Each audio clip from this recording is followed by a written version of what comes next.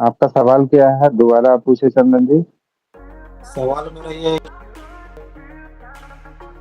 कि मैं इसको जमीन में इन्वेस्ट करूँ डायरेक्ट अच्छा, मार्केट आपका में। आप आपकी आवाज स्पष्ट नहीं आ रही, फिर भी मैं समझ पा रहा हूँ कि आप क्या बोल रहे हैं। आपका कहना है कि, है ना, इन्वेस्टमेंट जो है कि म्यूचुअल फंड में किया जाए या रियल एस्टेट में किया जाए।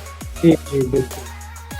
ठीक है। पैसा सबसे ज्यादा ग्रोथ कहाँ करेगा, म्यूचुअल फंड में हाँ, या तो जमीन में? मेरे हिसाब से इन्वेस्टमेंट जो है कि म्यूचुअल फंड में ही किया जाए, क्योंकि म्यूचुअल फंड में लिक्विडिटी होता है, जबकि रियल एस्टेट में नहीं होता है।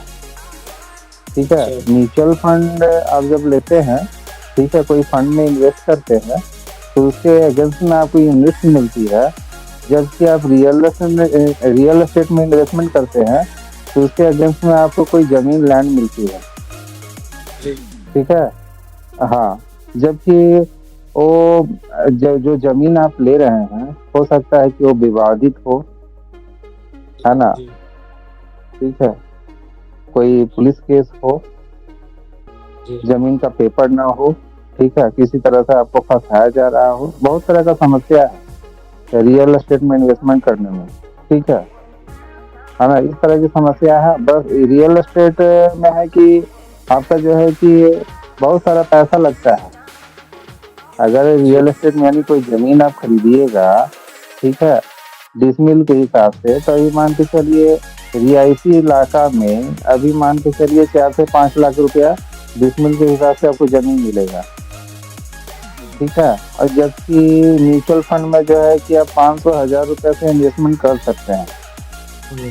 ठीक है। हाँ, है ना। जमीन जमीन से खरीदेंगे उसको मान लीजिए 20 साल तक होल्ड करें, इंटरेस्ट बैंक रेट देंगे। 20 साल यहाँ पे म्यूचुअल फंड में है कि 12 से 15% रिटर्न जो है कि कम से कम मिल सकता है। उससे अधिक जमीन में अगर मिल रहा है तो समझिए कि बहुत ही अच्छी बात है ना। लेकिन जमीन में भी ऐसी बात नहीं है जमीन में रिटर्न नहीं बनते हैं। जमीन में रिटर्न बनते हैं, लेकिन उसमें आपको मान लीजिए सडनली अगर अचानक पैसे की अगर जरूरत पड़ जाती है आपको, ठीक है, हम्म, तो आप जो है कि तुरंत तो पैसा निकाल नहीं पाएंगे। हो सकता है कि ये महीनों लग सकता है उसमें, ये बात है सही ना। उसमें महीनों लग सकता है, सालों लग सकता है, क्योंकि जब तक खरीदार नहीं मिलेगा आपको, खरीदार है। नहीं मिलेगा तब तक को आपका रियल एस्टेट यानी जो जमीन हो बिकेगा नहीं। ठीक है। तो जबकि जी अगर म्यूचुअल फंड में आपका मान लीजिए 5 लाख 10 लाख रुपया लगा हुआ है, ठीक है, अगर कभी भी आप चाहते हैं इस पैसा को निकालना, तो 3 से 4 दिन में पैसा आपके अकाउंट में क्रेडिट हो जाता है। ठीक है। हाँ, अगर लॉन्ग टर्म में देखा जाए तो जमीन से ज्यादा म्यूचुअल फंड में आपको रिटर्न मिलेगा। अच्छा। ठीक है। लेकिन अगर तो घर खरीदना हो, लेकिन अगर जमीन लेकर के घर बनाना हो, ठीक है, अगर आप इन्वेस्टमेंट को अगर इन्वेस्टमेंट के हिसाब से देखें तो म्यूचुअल फंड बढ़िया है। ठीक है। अगर आप संपत्ति बनाने के हिसाब से अगर लेना चाहते हैं कि नहीं जमीन लेना है घर बनाना है, तो उस हिसाब से जमीन आप ले सकते हैं। लेकिन इन्वेस्टमेंट करना है तो म्यूचुअल फंड बेस्ट है। ठीक है। दूसरी बात है कि म्यूचुअल फंड किसके लिए है? म्यूचुअल फंड उसके लिए है, हेलो, जी जी हाँ, म्यूचुअल फंड उसके लिए है ना, जिसे शेयर मार्केट के बारे में कोई नॉलेज नहीं है। ठीक है। शेयर मार्केट के बारे में कोई नॉलेज नहीं है ना। म्यूचुअल फंड उसके लिए है। अगर शेयर मार्केट के बारे में अगर नॉलेज है तो आप डायरेक्ट शेयर मार्केट में इन्वेस्ट कर सकते हैं, है ना। दूसरा है शेयर मार्केट में डायरेक्ट इन्वेस्ट करने के लिए आपके पास समय होना चाहिए, टाइम होना चाहिए, है ना। हम्म, मार्केट को बैठ करके वॉच करना पड़ता है। ठीक है। जी जबकि म्यूचुअल फंड में जो है कि एक बार इन्वेस्टमेंट आप कर प्रत्येक महीना छोटी सी इन्वेस्टमेंट कर रहे हैं, मान लीजिए 1000 2000 5000 का, ठीक है ना, और आप जो है कि फ्री हैं। ठीक जी है। आपका जो टाइम हॉरिजॉन है 5 साल 10 साल, उसके बाद फंड देखना है।